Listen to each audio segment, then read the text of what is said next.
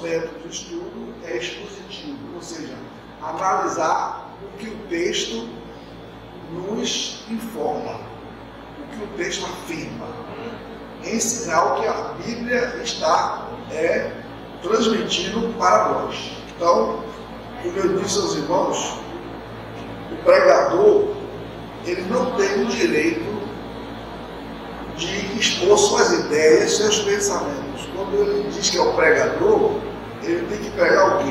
Ele tem que pregar a palavra de Deus. E pregar para Deus é explicar o que ela afirma. Ela afirma para que a fé das pessoas se fundamente na palavra, não nas ideias de um homem. Mas é por isso que nós usamos o método expositivo para dizer o que é que a Bíblia ensina. Se nós expormos o que a Bíblia ensina, nós estamos dizendo o que é que Deus está dizendo. Certo? Então vamos ler hoje no capítulo 2, do versículo 9, que o versículo 9 não foi feita essa exposição, até o versículo 17, da primeira carta de Pedro, que diz assim: vós, porém, sois raça eleita, sacerdócio real, nação santa, povo de propriedade exclusiva de Deus, a fim de proclamardes as virtudes daquele que nos chamou das trevas para a sua maravilhosa luz. Vós sim, que antes não eres povo, mas agora sois povo de Deus. Que não tinhas alcançado misericórdia, mas agora alcançaste misericórdia. Amados, exorto-vos como peregrinos e forasteiros que sois, a vos absterdes das paixões carnais que fazem guerra contra a alma, mantendo exemplar o vosso procedimento no meio dos gentios, para que, naquilo que falam mal de vós, contra vós, como de malfeitores, observando-vos em vossas boas obras, glorifique a Deus no dia da visitação. Sujeitai-vos a toda a instituição humana por causa do Senhor, quer seja ao rei como soberano, quer as autoridades conviadas por ele, tanto para castigo dos malfeitores como para o louvor dos que praticam o bem. Porque assim é a vontade de Deus, que pela prática do bem façais enmudecer a ignorância dos insensatos. Como livres que sois, não usando todavia a liberdade por pretexto da malícia, mas vivendo como servos de Deus. Tratai a todos com honra, amai os irmãos, temei a Deus, honrai ao rei. Que o Senhor aplique a sua palavra nos nossos corações. Vamos orar. Pai bondoso, estamos diante do Senhor, estamos diante da tua palavra. Ó Deus, ajuda-nos a expô-la de uma maneira que venha, ó Deus, edificar a tua igreja. Que o teu Espírito nos oriente. Pedimos, ó Deus, que concedas a cada um de nós a compreensão daquilo que tua palavra afirma. Não só a compreensão, o entendimento, mas a graça para nos sujeitar, para nos submeter aos teus ensinos, para vivermos a vida que desejas que vivamos. Ó Deus, sem a tua graça não somos capazes de fazer nada. Como o Senhor Jesus disse, sem mim nada podeis fazer. Por isso eu peço a tua graça, não só para entendermos, mas para andarmos na tua presença. Oramos no nome de Jesus. Irmãos, o assunto que nós estamos analisando, de acordo com o que o capítulo trata, no capítulo 1, ele, no capítulo 2, aliás, ele está tratando da santidade e propondo esse caminho para aqueles que dizem que pertencem a Deus. O crente que segue, que é um verdadeiro seguidor do seu Salvador, ele vai trilhar esse caminho. Vai trilhar esse caminho porque Deus é santo. E ele disse: sede santo porque eu sou santo. E eu já falei com os irmãos, falamos com os irmãos, que santidade aqui, ou santificação, melhor dizendo, é a separação de tudo que é mal, de tudo que é contrário à vontade de Deus. Trilhar o caminho da santificação é se separar do mal para servir ao Deus Santo. E a afirmação bíblica é que aquele que assim não anda, não faz, prova com a sua conduta que não é de Deus. Porque a própria Bíblia diz: seguir a paz e a santificação. Aí afirma, concluindo, sem a qual a santificação ninguém verá a Deus. O que é que a gente conclui? Que o verdadeiro crente é aquele que trilha no seu viver, depois da sua conversão, até o fim da sua vida, esse caminho.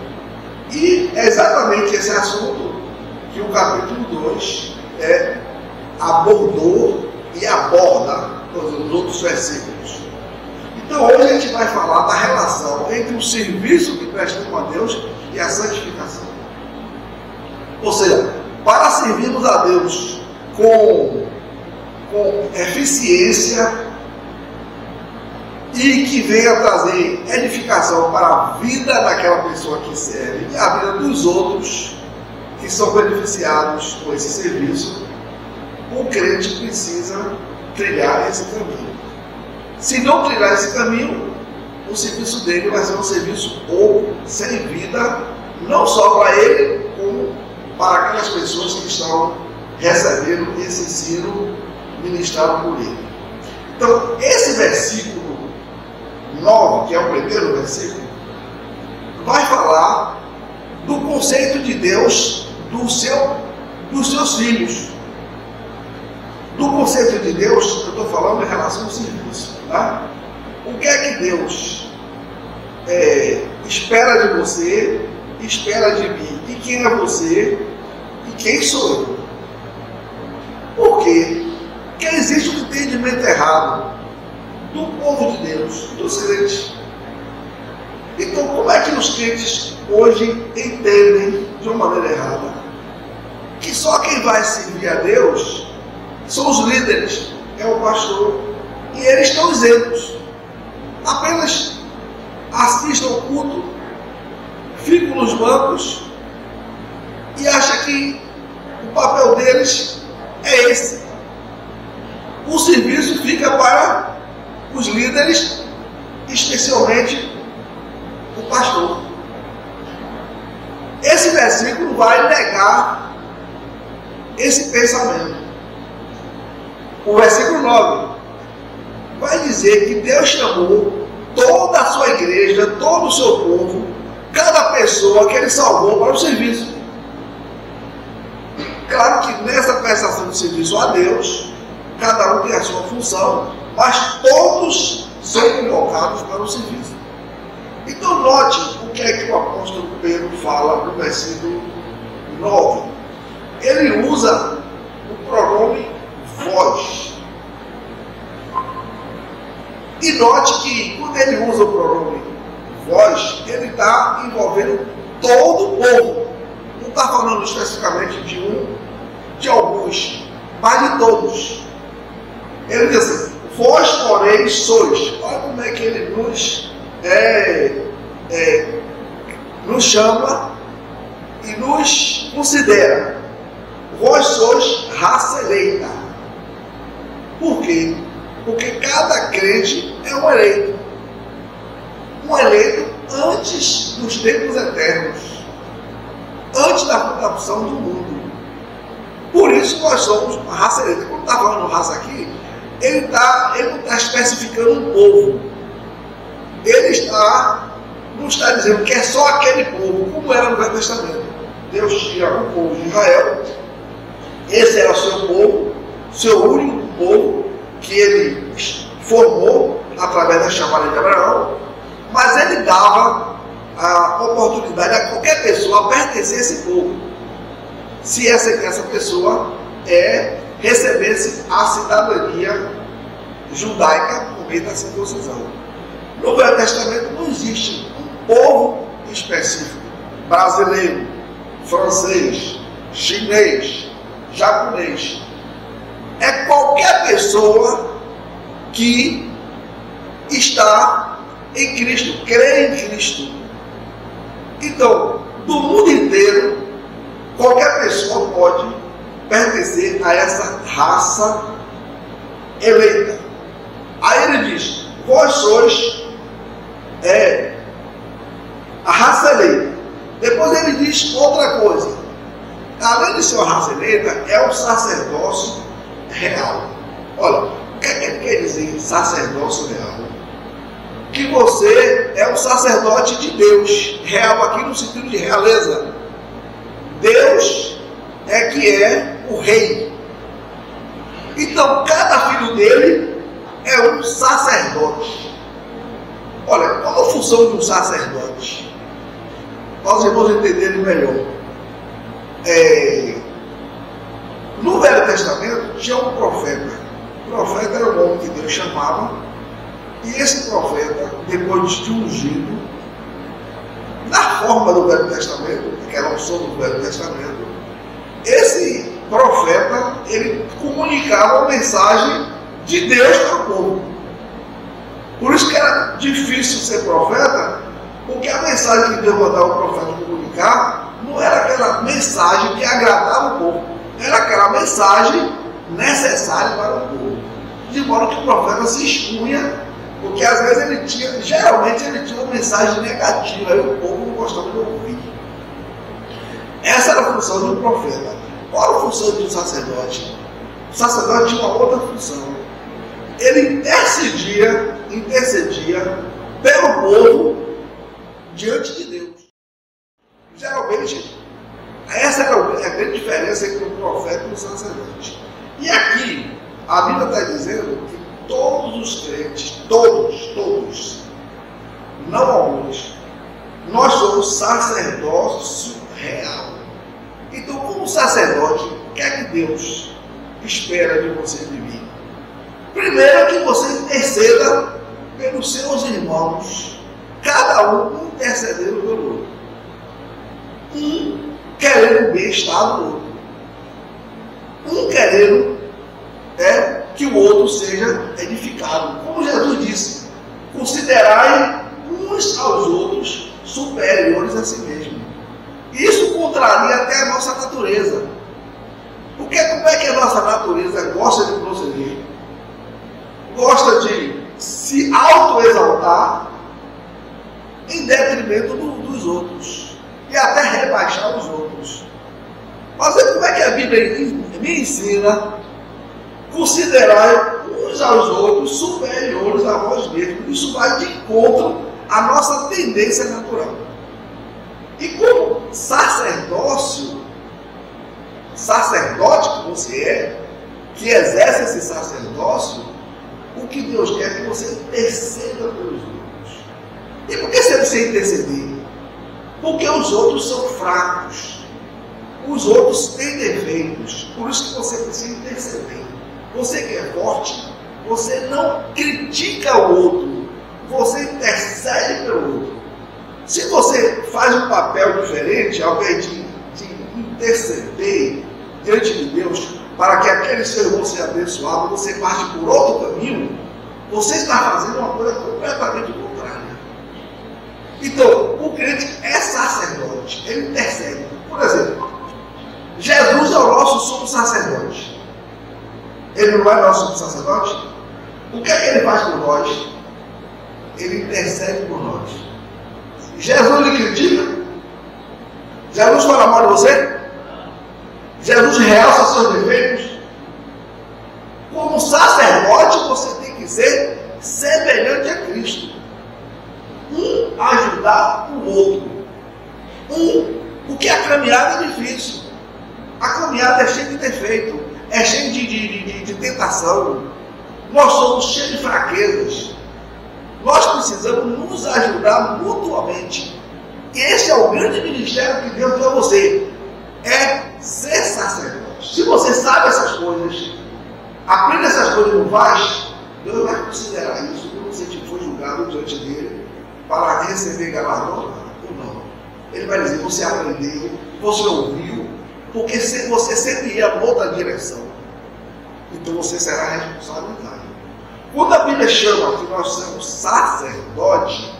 sacerdote é para ajudar o outro. Eu vou dar um exemplo aos irmãos. Né? Os crentes geralmente não fumam, porque se prejudicam. Tá bom? Ficar doente. Né? Eu presenciei uma coisa interessante. Na igreja, uma pessoa que não era crente foi para a igreja, ouviu uma mensagem e tinha o hábito de fumar, tinha aquele vício de fumar, né? É um vício que vai ser abandonado ao longo do tempo com muita dificuldade. Deixar vício é difícil, não sabe disso. E esse irmão novo convertido não deixou rapidamente seu hábito de fumar. Estava fumando. Aí um irmão da igreja presenciou, aí foi contar, olha, fulano está fumando. Essa pessoa não aprendeu o que é ser um sacerdote. Você vai ajudar seu irmão a vencer o problema, orando por ele, tendo empatia por ele, até que ele vença. Aí você diz assim, mas ele tem um vício de fumar, mas essa pessoa tem um vício de fofocar. Qual pior? É fumar ou é fofocar? Qual pior? É fumar ou fofocar? Eu acho que fofocar é muito pior do que fumar. É por isso que nós temos que entender o que é o sacerdócio. O sacerdócio é interceder pelos nossos irmãos para que eles vençam suas fraquezas e ao mesmo tempo ter cuidado de si mesmo para você também vencer suas fraquezas. Esse é o ministério que Deus nos deu.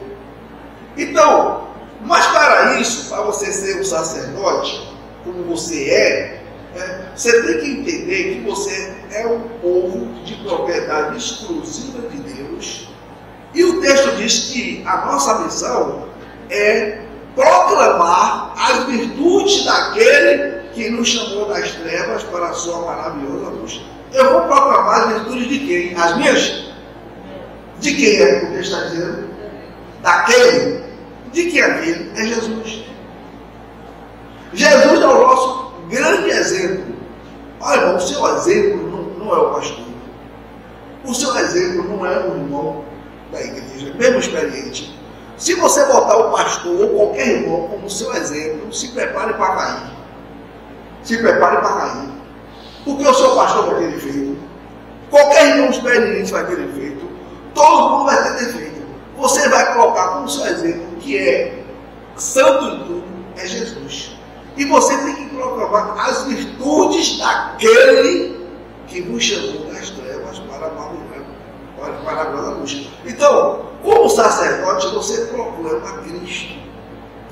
Mas para você proclamar Cristo, você tem que entender que você tem que trilhar o caminho da santificação. Para você ser um sacerdote real, você tem que trilhar o caminho da santificação. Para quê? Para que a sua mensagem tenha credibilidade. Se você prega aquilo que você não é, a sua mensagem se perde no vazio. Porque a pessoa que lhe ouve falar diz, o que você não faz? Por que você não é? Porque o que você é diferente de tudo aquilo que você diz. Então você percebe que nós já somos fracos por natureza. Né? uma comunhão com Deus para exercermos esse sacerdócio, Deus não vai nos fazer perfeito, porque nós não somos, nunca seremos. Nós somos perfeitos, sim. Você é perfeito, eu sou, todo mundo aqui é. Mas sua perfeição é de Cristo, imputado a você. Você é perfeito em Cristo, não tenha dúvida. Mas na vida prática, na vida real, você não é perfeito, você é cheio de defeitos, nós somos cheios de defeitos. Então precisamos exatamente trilhar o caminho da santificação para que as virtudes de Cristo sejam, nós nos apropriemos dessas virtudes para que a gente possa proclamar essa mensagem que o texto diz, para proclamardes as virtudes daquele que nos chamou das trevas para a sua maravilhosa luz. Olha, e uma coisa interessante, aqui no versículo 10, ele diz, Paulo está falando a quem? Pedro está falando a quem? Que é Pedro escrevendo. Deus está falando para Pedro. Ele está falando só para os judeus? Por exemplo, quando eu estava fazendo uma comparação de análise, eu percebi que no capítulo 1, Pedro escreve aos eleitos forasteiros que estavam nesses lugares, Galácia, Ponto, Galácia, Capadócia, Ásia e Bitínia. E nós entendemos que essas pessoas eleitas que estavam dispersas, elas foram dispersas por quê? Por causa da perseguição do imperador Nero, na época, contra a igreja, que foi exatamente quando Pedro escreveu, por 64, 65, que foi exatamente a época quando a perseguição contra a igreja começou. Então, esses irmãos fugiram da perseguição, que moravam em Roma, que a perseguição foi em Roma, fugiram para esses lugares, mas não foram só os judeus que fugiram, foram pessoas que criam Cristo, judeu ou não judeu, eles fugiram da perseguição. E a gente confirma isso no versículo 10, porque no versículo 10, repare que ele usa uma linguagem mais para aqueles que não são judeus. Ele diz assim, vós sim que antes não erais povo. Ora, ele está se referindo a quem? Aos gentios. Porque os judeus sempre foram. Os crentes judeus sempre pertenceram a Deus como nação. Agora está pertencendo a Deus como eleito de Deus. Aí ele diz, vós sim que antes não erais povo, mas agora sois povo de Deus. Aqueles que estão em Cristo. Que não tinhas alcançado misericórdia, mas que agora alcançaste misericórdia. Olha, depois que ele fala isso do nosso serviço, ele está ligado à santidade. Ou seja, o serviço eficiente depende de uma vida em comunhão com Deus. Depende de uma vida santa. Se uma pessoa não estiver em comunhão com Deus, não estiver em uma vida santa, ele tenta exercer esse sacerdócio, ele se torna um hipócrita. Porque ele está pregando exatamente aquilo que ele não é na vida prática, na vida cotidiana, no dia a dia. É por isso que o crente precisa andar em obediência a Deus, para que ele possa proclamar essa mensagem, possa anunciar as virtudes daquele que nos chamou das trevas, para que a sua mensagem tenha credibilidade. Por isso ele começa no versículo 11, tocando num ponto interessante. Ele diz assim, amados, repare como ele exorta.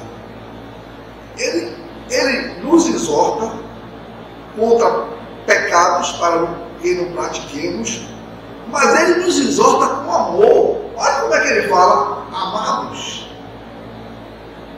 Quando a pessoa quer arrasar com outra, diz assim, infames. Aí começa a falar, né? Ele fala, amados. Então, qual a intenção dele? É ajudar, não é arrasar. Quem quer arrasar já emprega a palavra infame, imprestável, né? Mas não é assim que ele começa. Ele começa dizendo, amados. Aí ele exorta. E olha a palavra exortar. O significado da palavra exortar na Bíblia, sabe o que é? Não é repreender nem dar carão. É você assim, eu tenho um problema. Alguém se coloca ao meu lado para me ajudar a vencer aquele problema. Por isso que ele fala exorta-nos. A palavra exortar é a palavra paracaló, que quer dizer chamado para ficar juntinho, para ajudar a pessoa a vencer aquela fraqueza. Aquela fraqueza pode ser daquela pessoa, não é sua, mas você também tem uma fraqueza. E você precisa ser exortado. É por isso que o ministério do sacerdócio real é um ministério de intercessão com ajuda do meu irmão. Seu irmão um dia será perfeito, você será perfeito, mas na terra não será. Por isso que você tem que exercer esse ministério. Então, como é que Pedro exorta? Ele diz assim: amados, exorto-vos como peregrinos e forasteiros que sois. Por que nós somos peregrinos e forasteiros? Porque nós somos cidadãos do céu. Você é um cidadão brasileiro, você é. Mas você não tem uma cidadania eterna aqui na terra. Quando você partir desse mundo, morrer, o seu nome, você não é mais um cidadão com direitos e deveres para o seu país, porque esse direito e esses deveres não tem mais função para ninguém. Então, ele nos chama peregrinos e forasteiros, peregrino porque nós estamos peregrinando. Forasteiro porque nós não somos daqui no sentido de eternidade. Então ele diz, nós estamos aqui nesse mundo, enquanto estamos vivos, nós somos peregrinos e forasteiros. Aí ele exorta, está exortando aos crentes. Essa exortação não é para os crentes. Essa exortação é para quem é salvo. Porque o descrente nunca será alcançado pelas exortações de santidade, de vida cristã, até que ele se converta. Sem conversão, sem regeneração, sem novo nascimento, ninguém vai viver a fé. Não vai porque não vai mesmo. Então a advertência é para quem é salvo. Então qual é a advertência aqui? Mas ele nos adverte com amor. Amados, exorto-vos como peregrinos e forasteiros que sois, a vos absterdes das paixões carnais que fazem guerra contra nós. O que é que ele quer aqui, irmãos, com paixões carnais? Olha, a palavra carnais aqui está falando da carne, da natureza carnal, da nossa herança em Adão, que nós herdamos, e com a qual vamos conviver até o dia da sua morte. Você sabe que você só vai deixar de ter amor vinculado a você quando você morrer. Quando você for para o céu, você não vai ter mais ter Adão vinculado a você. Por que não vai ter vinculado? Por causa de Jesus. A Bíblia diz assim, João 1,29, você conhece aquele versículo? Eis o Cordeiro de Deus que tira o pecado do mundo. A palavra pecado ali está no singular. Está no singular porque João não está se referindo a atos de pecado, a atos, mas a condição. Então, como Cristo morreu na cruz por seus pecados, Deus assim permitiu que, mesmo que ele tenha morrido por seus pecados, você, enquanto viver, carrega essa natureza de Adão, mas quando você morrer, você não carrega mais. No céu, você nunca levará a natureza de Adão. Você só levará a natureza de Cristo, a nova natureza. Por que isso? E é fácil perceber. É fácil perceber. Irmãos, pegue, vamos ilustrar isso. Pegue as pessoas que são crentes, verdadeiramente crentes. Estou falando dos falsos crentes, dos verdadeiros crentes, que conhecem a Deus. Pegue essas pessoas, qualquer número, 2, 3, 4, 5, 6, 7, quanto maior, pior, tá? E diga assim, ó, vocês 10, vou pegar um exemplo de 10. Vocês 10 não são parentes, são irmãos em Cristo. Vocês vão viver sua vida, viver naquele local, vão ter uma vida em comum, compartilhar tudo, como se fosse uma família biológica. E vão viver. Como seria essa convivência? Teria conflito? Teria briga? Haveria paz nessa convivência? Não. Eu me lembro que um dia nós fomos para o acampamento. Lá tinha mais ou menos quase 100 pessoas. Aí as criançadas que gostavam do local porque estava cheio, tinha espaço. Aí uma delas dizia, pastor, não é bom estar aqui? Só 3 dias, pastor, bora passar uma vez. Eu disse, a criança era inocente. Se passar desses 3 dias, não vai ser mais acampamento. Não vai ter esse espírito de comunhão, vai ter conflitos e brigas. Por que isso, irmão? Porque esses 10 que estão convivendo juntos têm a natureza de cada um. Embora sejam crentes, têm a natureza de Cristo. Por que você vai perder essa natureza? Porque no céu, vocês, nós, lá não há pecado. Pecado não entra. Não entra pecado. Lá é impossível. Porque a coisa toda se reverte. Se no céu, se aqui na terra, quando a gente conjuga, eu uso os pronomes para conjugar o verbo, nós vivemos em função do eu e não do tu. Sabe? Eu, tu, né? Mas a gente conhece mais o eu na prática. O tu a gente conhece na teoria. Eu acho que se tivesse um verbo no céu para se conjugar, ela começaria com tu. E não com eu. Então, por isso que Pedro está exortando aqui que nossa vida de santidade, primeira coisa que nós temos que nos abster aqui, ele fala das paixões carnais. E paixões carnais aqui, se ele está falando da natureza velha, ele está falando da carne de modo abrangente. Mas parece que o texto aqui está mais aplicando a sensualidade. Porque você queira ou não queira, o homem é um ser muito sensual. Principalmente aquilo que ele chama, desde os hormônios começarem a funcionar, que é o aflorar da sensualidade. E o que é que ele está dizendo? O crente se abster da sensualidade, porque a sensualidade faz guerra contra a alma. Ou seja, é aquela mesma coisa da luta que o crente trava consigo mesmo. A carne contra o espírito. Aquilo que está em Gálatas, lá, capítulo 5, versículo 16.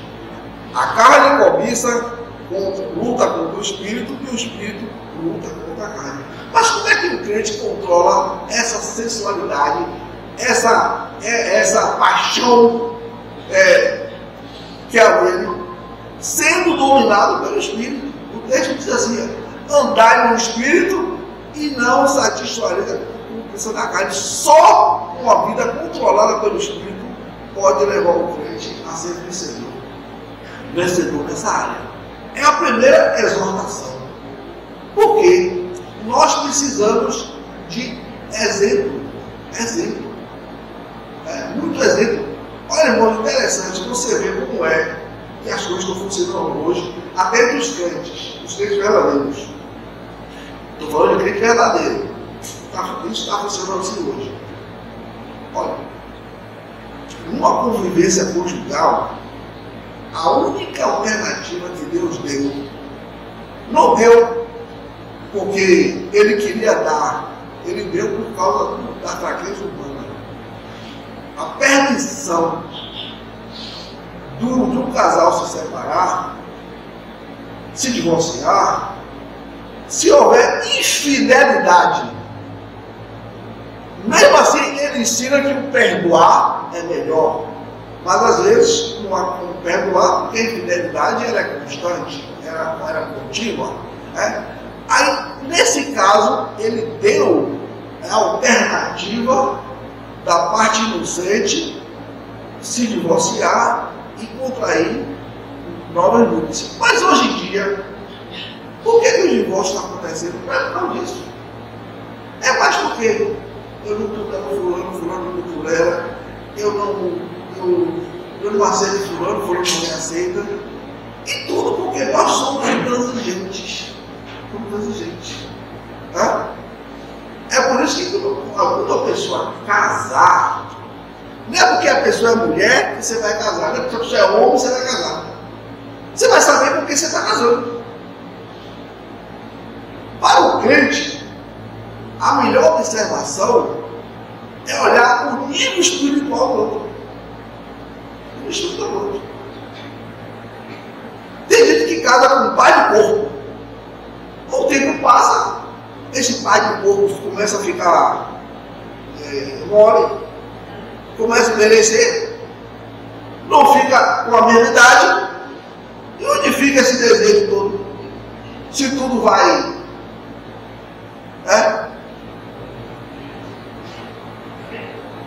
perder aquele atrativo. Então, nessa área, o que se deve mais olhar é o apego desse outro com o seu Deus, para que o casamento dê certo. Hoje em dia está sendo assim. Está sendo assim. Principalmente porque os conceitos humanos mudaram. A partir do século XVIII, com o iluminismo, que todo mundo busca a independência de Deus e um do outro, não era aquele mesmo conceito que antigamente que se apegava às escrituras, ao que Deus ensinava. Mas o que tem que ser inteligente, muito inteligente. Eu estou falando tanto do homem como a mulher, ambos. Então, só que nós vivemos nessa época pós-iluminismo, não tem jeito. Essa é a época que nós estamos vivendo. E o homem hoje não pensa como a Bíblia pensa. Eu estou falando dos crentes, porque o descrente nunca pensou como a Bíblia pensa. Mas os crentes não pensam, pelo menos na prática, pode ser até que pense na teoria, mas na prática não pensam. Não agem como a Bíblia manda. A Bíblia tem orientação para o viver conjugal sadio, que glorifica a Deus, mas na prática cada pessoa vive diferente. Sabe o que está escrito, mas não faz. E diante de Deus, para que o meu serviço seja eficiente, eu preciso me submeter a Deus. Por isso que Ele dá essas orientações. Prática para uma vida em que você possa prestar um serviço a Deus eficiente. Olha, irmãos, a nossa maneira de pensar não pode ser como a mídia incute em cada um. Você sabe como é que a mídia incute? Homem com homem normal, mulher com mulher normal, traição é normal. Ele vai colocando até exemplos, né? E aquilo vai incutindo na mente da pessoa. E quando a pessoa para refletir, está agindo igual. É por isso que se o crente tiver o hábito de ler a Bíblia todos os dias, a Bíblia vai causar uma influência menos prejudicial a ele. Porque ele está lendo a Bíblia e ele confronta o que a Bíblia ensina com o que o mundo ensina. A Bíblia que tem que exercer grande influência sobre nós. Mas ela não vai exercer se eu não tiver contato com ela constantemente. Eu preciso desse contato. E ao ter esse contato, eu preciso atentar para aquilo que a Bíblia está dizendo. Depois Paulo muda desse assunto e trata de outro assunto a partir do versículo 11, que é o nosso relacionamento com as autoridades, com o governo. O que é que ele está dizendo no versículo 11? Sujeitai-vos a toda instituição humana por causa do Senhor, quer seja ao rei como soberano, quer as autoridades como enviadas por ele, tanto para castigo dos malfeitores como para o louvor dos que praticam o bem. O que é que ele está ensinando aqui? Sujeitai-vos, obedecei a todas as autoridades constituídas. Olha, eu quero dizer aos irmãos como é fácil a gente burlar o que a Bíblia ensina. Quem lê esse texto vê claramente que Deus está mandando obedecer a autoridades civis. Que é não só o rei como soberano, mas as autoridades em si. E eu quero chamar a atenção para a época que Pedro disse isso. Quando Pedro disse isso, quando ele escreveu a carta dele, lá foi pelo ano 64, 65. Sabe quem estava governando o Império Romano? O mundo da época? Quem era o imperador? Nero. O que Nero fez? E ele está dizendo isso, e ele deu um exemplo que ele não falou contra Nero. Ele foi crucificado de cabeça para baixo no tempo de Nero. Sabe qual é a recomendação que Paulo dá? Diz assim: orai pelas autoridades para que tenhamos vida tranquila. O que é que Deus está dizendo? Que se o povo de Deus orasse pelos magistrados, ele, com o poder soberano dele, faria com que eles deixassem os crentes viverem em paz. Mas os crentes, muitos crentes não faziam isso. Por isso eles perseguiam os crentes. E vou olhar um exemplo histórico. Eu não sei se alguém já leu um livro de Dietrich Bonhoeffer. Ele é chamado O Discipulado. Ele foi um grande pastor luterano, um homem mesmo bem conceituado. Ele escreveu o livro, escreveu a graça, ele disse a graça barata. A graça barata é o seguinte, é que a pessoa acha que a graça lhe dá a permissão de fazer tudo o que você quer. Né? Então, ele escreveu esse livro de Bonhoeffer. Ele viveu no tempo de Nero, ele era um alemão. Tempo de Hitler. Eu não sei quem é pior, Nero ou Hitler. Eu não sei quem é pior, Nero ou Hitler. Né? Todos dois iguais. Ele sabia o que a Bíblia ensinava. O que Paulo ensinou, o que Pedro ensinou aqui. Mas sabe o que ele fez? Com todo o conhecimento dele, ele achava que Hitler era um homem que queria destruir a humanidade, como queria mesmo. Né? Aí fizeram um plano, e ele estava no meio, com dos cabeças, para matar Hitler. Ele sabia no íntimo que Deus não ia aprovar isso. Não ia aprovar isso. Mas ele fez um plano para matar Hitler. Que outros fizessem, mas não ele. E ele se envolveu. Ele sabia o que a Bíblia ensina.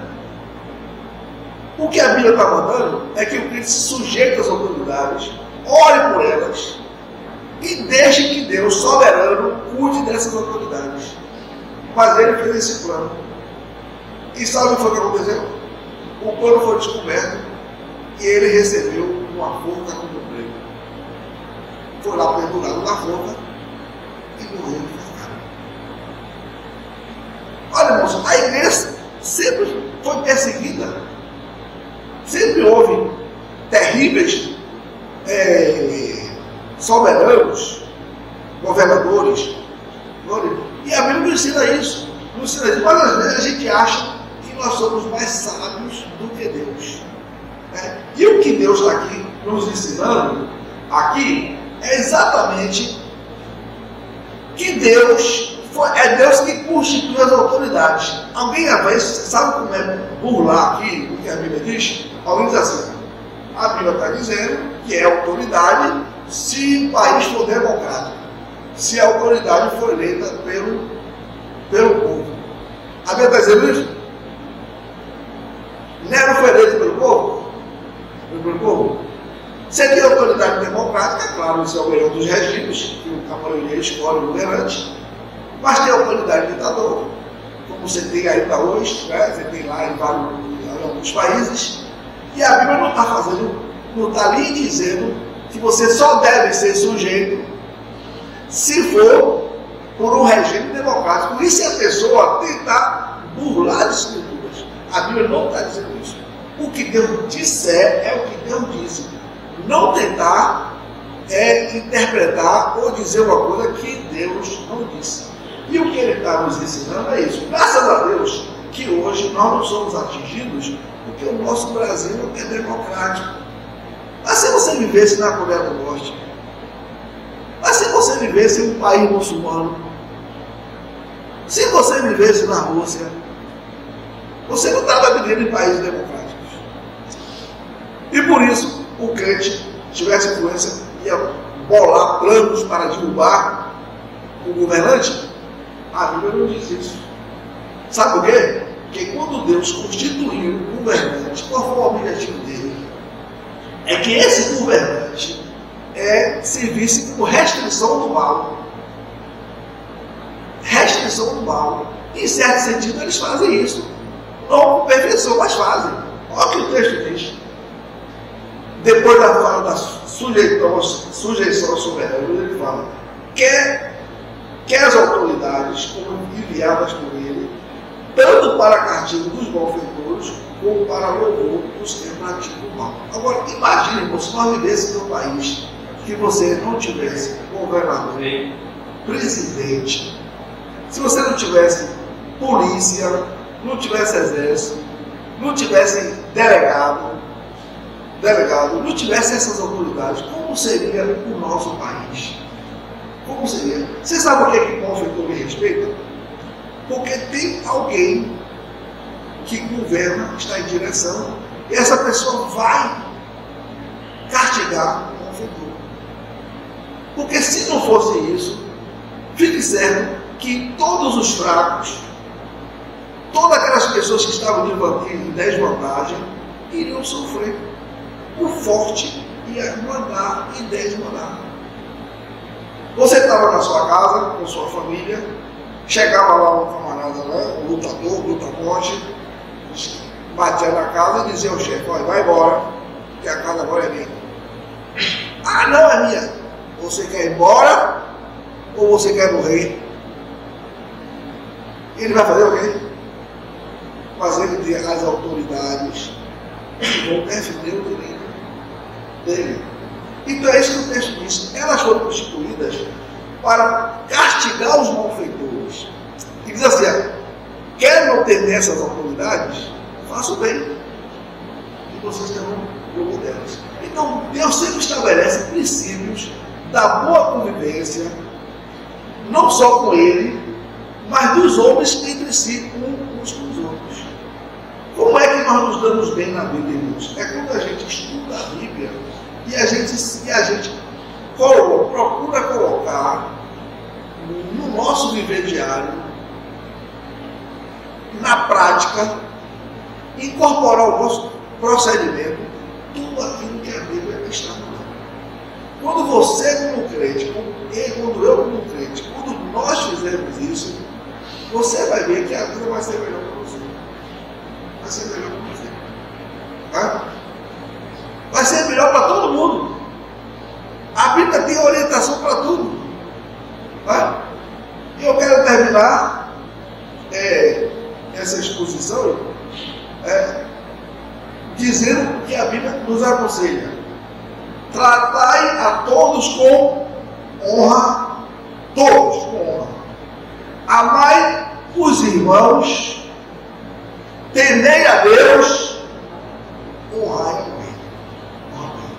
Se eu seguindo o que a Bíblia manda, você vai se dar bem. Vai se dar bem em tudo na sua vida. Se você ir pelo caminho da desobediência, a própria desobediência traz as consequências para a sua vida. Agora, como o texto está focando aqui mais na questão do serviço a Deus, a santidade está associada a esse serviço. Então, que nós possamos, sempre que lermos a Bíblia, você e eu, sempre faça essa pergunta: o que Deus está mandando aqui eu fazer, eu faço, o que Deus está me aconselhando, eu pratico. Sempre faça essa pergunta aplicando a você. Nunca aplique aos outros. Nunca aplique aos outros. Aplique a você. A Bíblia é para que eu aplique a mim. Depois que eu aplico a mim, fique certo que quando eu aplicar aos outros, eu vou aplicar nos moldes bíblicos. Eu não vou aplicar no meu próprio molde, mas nos moldes bíblicos. Então, irmãos, que Deus nos abençoe. Continue estudando essa carta.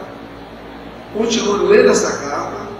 E no próximo domingo nós vamos terminar o capítulo 2, analisando os versículos 18 a 25. Eu peço que os irmãos leiam em casa várias vezes, se possível.